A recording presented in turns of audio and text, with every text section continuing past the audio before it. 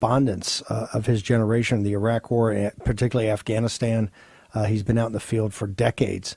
Now back in the United States, has covered the Antifa and Black Lives Matter riots from Seattle to Portland, all over the country. But wrote a piece over the weekend. Michael, thank you for joining us. That I didn't know where it was going at first, but it absolutely hit me in the solar plexus at the end of it. Take away the handle is the term. Walk us through what you were talking about in London. I think it was before the Civil War in 1854, I think it was, or 1856. What you were making an analogy about today by going back to one of the great pandemics in world history. Can you walk us through what we're going to put this out, and we've got it up on the site. We're going to push it up as the lead. Walk us through this piece you wrote. Right, Steve. I'd love to come on your show. It's one of the only places I can get pure water. You know, as a war correspondent, I study pandemic. I've read more than 40 books just on pandemic, because pandemic and war and famine always go together. If you get a big war, you get a pandemic. If you get a pandemic, you'll get a war and a famine. They always go together. And so, you know, through the years, I've just read so much. I've spent more than half my life overseas, often in third world countries, right? So studying diseases keeps me alive, for starters. And one of those diseases that often recurs is cholera, right? And so in the mid-19th century in London, cholera was striking very hard. And there was much research. Every pandemic they almost seem like the same. It's like the pandemic. And cholera is absolutely deadly. Back then, if you get cholera, you were going to leave the yard, right? Because there was no cure for it. It was unknown, but it was an absolute brutal pandemic. Absolutely. Cholera is horrific. It still kills maybe 100,000 people a year. Nobody actually knows. And but it's quite a number of people. It's a waterborne bacteria based illness, and it leads to dehydration, and the dehydration causes death, right? And so back in London, there was a pump called the Broad Street Pump, and it had the best water in London. So people would travel pretty far to get that water. And that happened to be the pump that was pumping out cholera. And so many people were dying from the cholera there. And then, of course, they were dehydrating. And so what do you do when you dehydrate? You drink more water. So they were drinking more water from the Broad Street Pump. And so then finally they removed the handle from the pump, and then the cholera stopped, right? And so this is very similar to mainstream media today.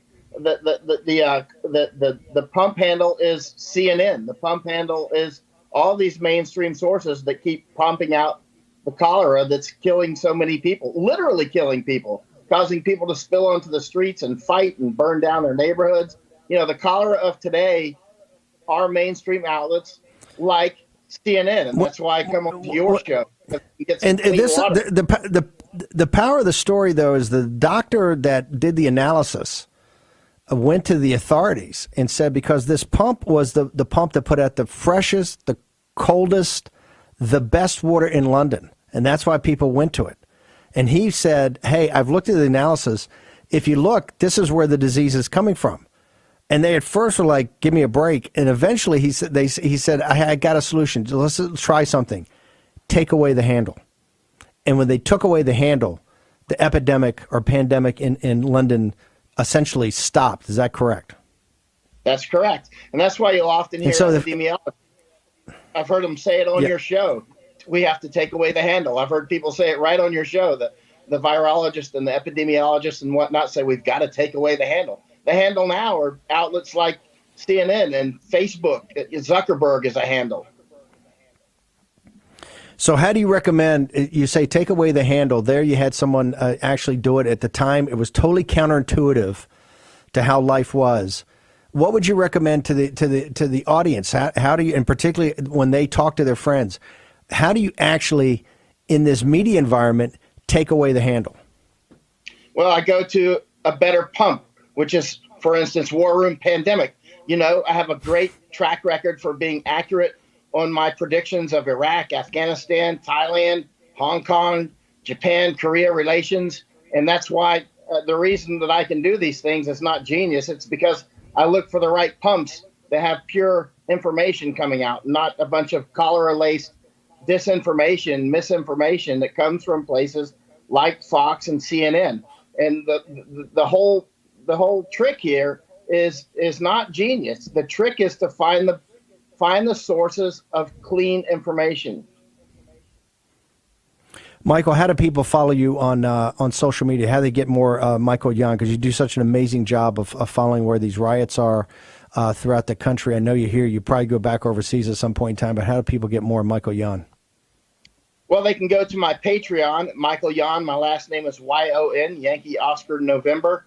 And everything is self-funded, which it has been since 2005. So I work on support donations. That's how I've been able to stay clean from advertisers that can influence my work, is just doing self-funding. In fact, I think I sort of led the way on this in 2005, starting self-funding in the field war correspondent work. No, you were a great hero of Andrew Breitbart. That's how we met. Was Andrew Breitbart said, "Hey, this is the best war correspondent out there." Michael, thank you for joining us, and thanks for the piece. We're going to push it out hard. Take away the handle. Michael Yon, thank you so much for joining us on War Room Pandemic. I love coming on your show, Steve. Thanks, brother. Love having you on. The audience does too. Okay, there's rallies throughout the country. We're going to at the 5 o'clock show today. We're going to be covering the one in Arizona. Kylie Kramer, the young woman who helped put together with her mom the March for Trump back about a month ago, is planning on one on December 12th. She's going to be next to tell us how you can